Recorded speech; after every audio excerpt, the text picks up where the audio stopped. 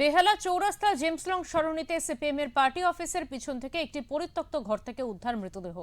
মৃত ব্যক্তি রিকশার চালক ছিলেন বলে স্থানীয় সূত্রে খবর। বুধবার সকালে স্থানীয় মানুষজন দেখতে পায় ঘরের মধ্যে রিকশা চালকের দেহ পড়ে থাকতে। এই নিয়ে ব্যাপক চাঞ্চল্য সৃষ্টি হয় এলাকায়। দেখা মাত্রই বেহালা ঠাকুরপুকুর থানাকে খবর দেওয়া হয়। ঘটনাস্থলে পুলিশ এসে দেহ উদ্ধার করে। সুইসাইড না খুন তা নিয়ে তদন্ত শুরু করেছে পুলিশ। প্রত্যক্ষদর্শীদের দাবি, পুলিশ যখন দেহ বের করছিলেন তখন গলায় গামছা জড়ানো ছিল ওই মৃত রিকশা চালকের। এক ব্যক্তি দাবি করেন, মৃত ব্যক্তিটি 20 বছর তার কাছে গাড়ি চালাতেন, তারপর ছেড়ে দেন। 1-1.5 বছর পর তিনি আবার ওই গাড়ি চালাতে শুরু করেন। আর সকালে এই ঘটনা দেখে স্তম্ভিত হয়ে যান তিনি। পাশাপাশি স্থানীয় বাসিন্দারা জানান, যেই বাড়িটিতে তিনি থাকতেন সেই বাড়িটিতে কোনো লোকজন থাকতো না, তাই ওখানে তিনি বসবাস করতেন না। এই ঘটনায় যথেষ্ট আতঙ্কের পরিবেশ সৃষ্টি হয়েছে এলাকায়।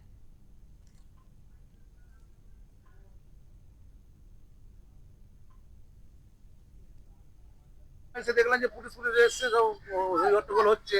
তো ভেতরে দেখলাম ওই মুড়ে মুড়ে পড়ে রয়েছে। এটুকুই দেখেছি, আর সেরকম কিছু দেখিনি। আর পুলিশ বার করার পর বলছে যে গলায় গামছা দেওয়া, ফাঁস ফাঁস দেওয়া ছিল। তো পিছনে মানে আজরানো দাগড়ানো, মানে মারপিট হয়েছে, এরকম একটা সিমটম রয়েছে, বোঝা যাচ্ছে। এইটুকুই, আর কিছু না।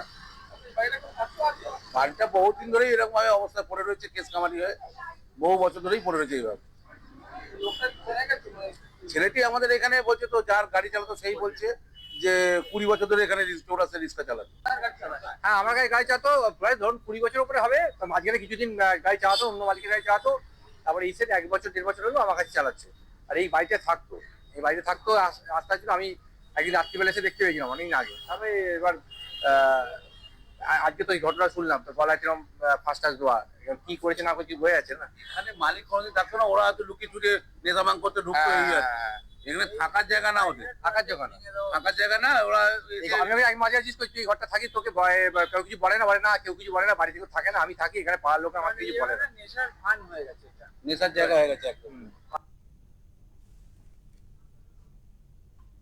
বেহালা থেকে সুদীপ চক্রবর্তীর রিপোর্ট, ওঙ্কার বাংলা।